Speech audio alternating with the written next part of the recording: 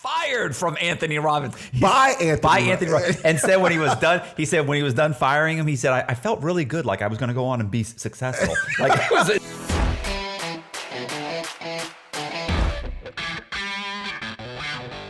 Hey, this is Matt Cox and Zach, and we are answering subscriber questions. So this is it. Yep. All right. So this guy says, I would be interested in hearing about politics of pardoning and deal, why some people get pardoned and some don't, politicians using crime criminals as face for pushing legislation, state and federally, and how do a lot of Wall Street guys get light sentences and other financial criminals get longer sentences at federal level? My God, that's a hell of a question. Yes, that's an hour and a half, 2 hour podcast right there with two people that know what they're talking about. Well, the answer to that really is money. All that is money.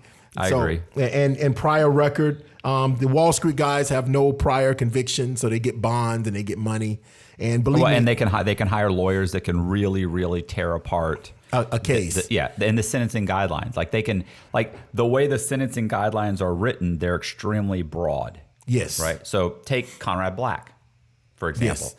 Conrad Black, take the same charges and the same dollar amount for Conrad Black, and most people would have gotten 20 years. Conrad Black got a few years, right? I thought he had 10. Right. He won in the Supreme Court. I know. That's what I'm saying. He won.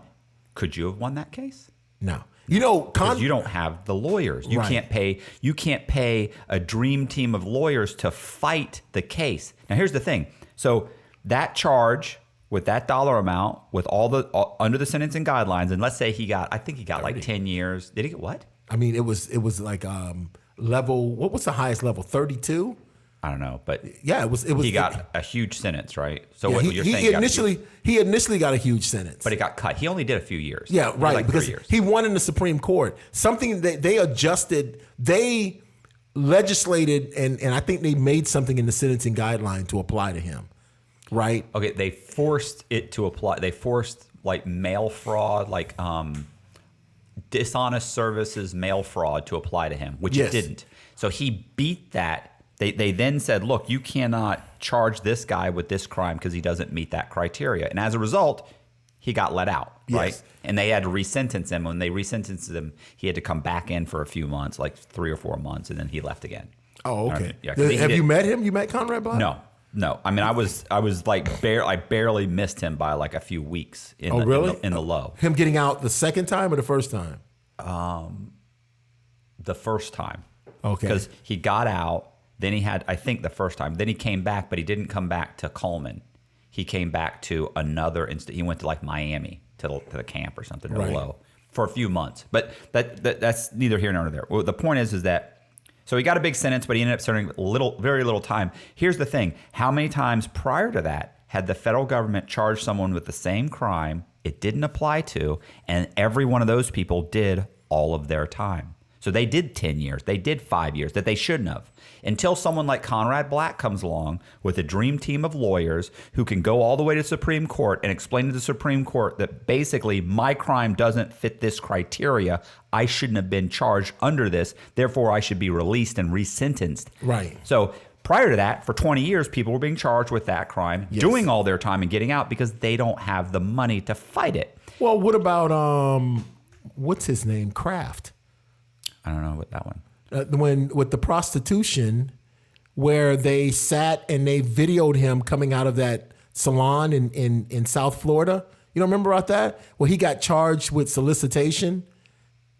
The owner of the Patriots? Yeah, the owner of the Patriots. No, I didn't hear that. You didn't hear about it? Real quick, probably overview. He went into a massage parlor in South Florida, and they were watching that massage parlor. And when he came out, I guess they started recording the address or that his car would pull up and how long he was in there and he came out. So then they went in and they charged him with solicitation of prostitution or even though they don't know what happened in there. Kind of, I think they arrested the girls and they kind of twisted the girls' arms. Well, they took him to jail. Well, then he hired some huge dollar lawyer who kind of came in and said, So tell me about your surveillance. They're like, yeah, well, we sat over here and we watched it for, like 5-6 hours or a whole day. And he's like, according to the law, if there's nothing going on, you can't just watch like innocent people doing innocent things. Right. You know what I'm saying? You have to have a suspicion of a crime. So if you watch them for an hour and a half, you got to stop.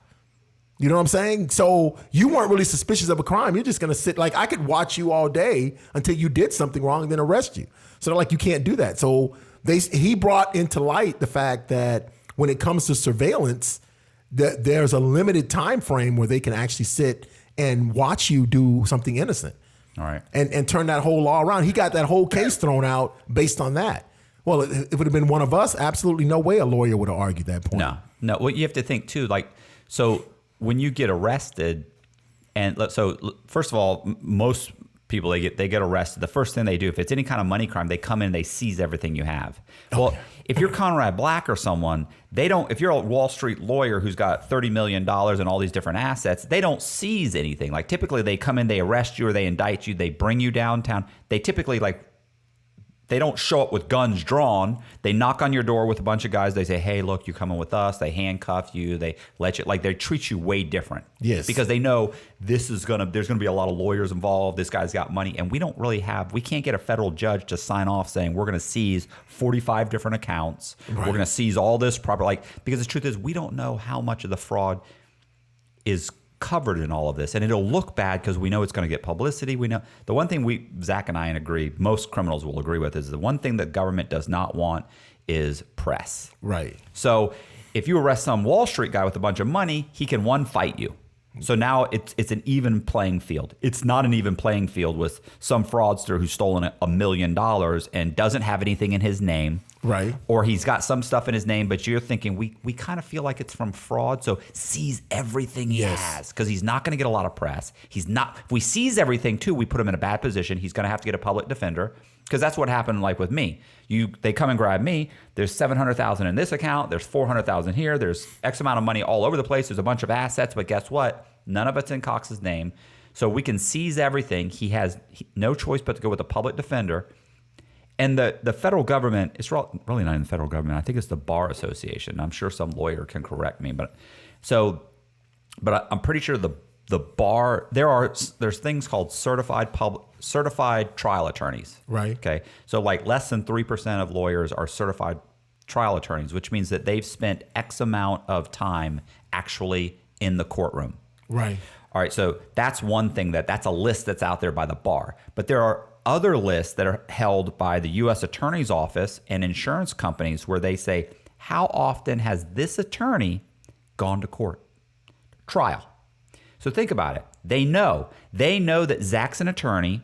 He's a federal public defender, or right. He's under the federal public defender program where he's put himself up there to represent criminals. But we also know this about him. Yeah. He's never gone to trial. He's been trying cases. He's been taking cases for 15 years. He's never actually tried a case. So guess what? If Zach gets appointed that independent attorney under the federal defender program, so he gets appointed that lawyer, Zach can't go to trial. He won't go to trial. He'll take any plea we offer him because his attorney might bitch and moan, but we know in the end his own attorney is going to convince him to take the plea. Right. Because when we get to a point where we say that's the least we're going to offer him, we'll just go to trial. We know the attorney's going to turn to Zach and scare the hell out of him. Man, you can't go to trial, bro. They're going to give you 30 years. You got to take this plea because he doesn't want to go to trial. You know why? He's never been to trial. He doesn't really know how to do trial. Right. He's terrified and he's never done trial. He's not going to do trial. Right. So he's going to convince his client to take a deal. So we're going to give him 10 years and he'll sign the 10 years because we know his lawyer can't go to trial. He's terrified. Yep.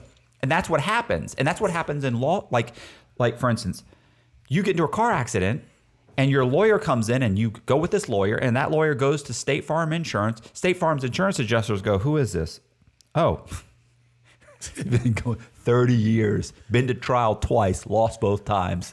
Hasn't been to trial in 15 years. He ain't going to trial. Then they go and they offer Zach $100,000 for what should be $1 million settlement. Right. Zach's own lawyer convinces him to take the $100,000. He should be $1 million, but the title, they know. Right. He's got poor representation. Well, then that infers that the entire system is screwed up, because you're right. No. Stop it. I won't sit here and listen to you talk bad about the justice system in the United States. You're right. You're absolutely right. Yes, that's what that kind of infers. And then the fact that these lawyers just take money from insurance companies who jack up the rates of the people who have to have insurance. It's you know how many times I've been in prison and met some guy who got 7 or 8 years for like $30 million, $50 million. What? Just a few years. And I'm sitting there going, I got hit with $6 million and I got 26 years. How did you get 7 years? Well, it was this crime, or it was that, or went to trial on $6 million. Went to trial and lost and got like 12 years. 12 years? You went to trial and lost and got 12 years. Well, I had very good lawyers. And you're right, you did have good lawyers. Right. Because I had a public defender who, she did what she could. I mean, look, in my case, it's hard to. In my case, there wasn't a lot of wiggle room because I was so overwhelmingly guilty. Right. But the other thing is the way they hit you up for like your dollar amount. Like my dollar amount is so ridiculous. Like I know a lot of guys that plead guilty to dollar amounts that they truly feel like I pled guilty to $15 million or $10 million, but I never saw $10 million. And then, there's all these things that offset it. And even though the U.S. Attorney Office knows, they always try and hit you for the full amount. Right. Which is just such a scumbag thing. So if you borrow $500,000, right, and on an asset that's worth $400,000, so if the bank's never going to lose more than $100,000. They have a house worth $400,000. They lent $500,000. Right. There's only $100,000 in potential loss. Right. That house offsets the $500,000. So the government will come in and say, we're going to hit you or we're charging you for $500,000. Isn't that intended loss? It is, but you understand, like in my case, they first came out of the gate saying they were going to hit me for $25 million. You know damn well I didn't take $25 million. So it's up to your attorney to argue that down. But think about it. That U.S. attorney would have been perfectly happy to give some guy 30 years that he knows he maybe made $500,000. Yeah, but we've got numbers that say $25 million, so we're going to charge you with $25 million, and your lawyer can argue it down. What if my lawyer says, yeah, that's the way it is. That's just how it is. They hit you, it's $25 million. You're going to have to take the 30 years. Okay. So you plead guilty to 25 years or to 30 years. Think about that. Right. That's totally up to your lawyer because you're just some guy who commits fraud. You don't know that you could only really be charged for $1 million. True.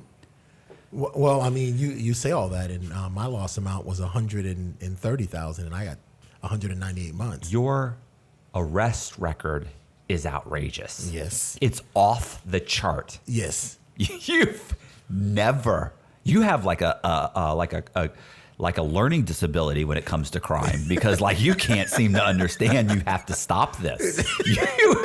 You keep getting arrested and arrested and arrested, and all you're thinking is, well, these are learning experiences. No, these are chances. Unbelievable. Good point. But we'll talk about that in the next video. We've got another video. We're going to talk about arrests and how they went and how it happens and how you're treated and the process. It says, ultimately, what gets people caught? Greed or complacency? Or is it extingent factors, women, kids, that hold people in one area that ultimately lead to their arrest? What do you think? I think it's more complacency than greed. Because the greed is what leads you to the pull off what you're pulling off, and it what puts everything together.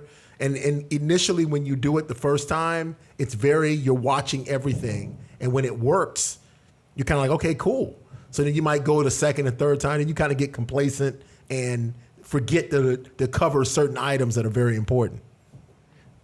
Yeah, I definitely think you become emboldened by your success. Right. And that's part of it. Obviously, look, I think a part of it is the same thing. Part of it is driven by greed. You need the money or you want the money. Sometimes it's necessity. Sometimes you're just in such a horrible situation. You see a very clear path to making a bunch of money, and so you take that. You take that path. But I think what happens is the more emboldened I got, the more crime I got away with, the more emboldened I got. Yes. Like I did constantly think, fuck it, I can do this. I can get away with this. I can do this. I can do. Yeah, I'll go in the bank. You said earlier that you didn't think you would ever be arrested. Like they're never going to catch me. Absolutely, because every time they caught me and I talked my way out of it, I thought, man, I'm good. I know what I'm doing. Like I'm good at this. There's never going to happen. So it did. It kept getting. My arrogance kept getting higher and higher and higher.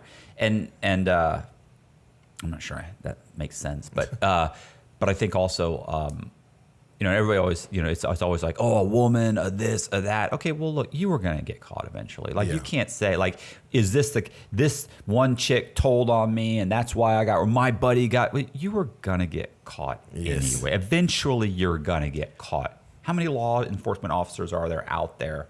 You know what I'm saying? And they're looking at you, and they're looking for this, and everybody's looking out for this. Eventually, to think you could do this forever, I think the only way to do it is to do it successfully, and stop. Get away, and then just stop. And then you've got a chance. Yes. Like what? Yeah, I don't. It does the noise. Do you hear this? I hear it, yeah. Can you hear it on the? It's tough to tell. It's tough to differentiate between here and what I'm hearing. You're right. Yeah. And I knew this eventually that was going to. That's why I have to get into a bigger place, a house where I don't have neighbors. Or no Saturdays. You got to do it.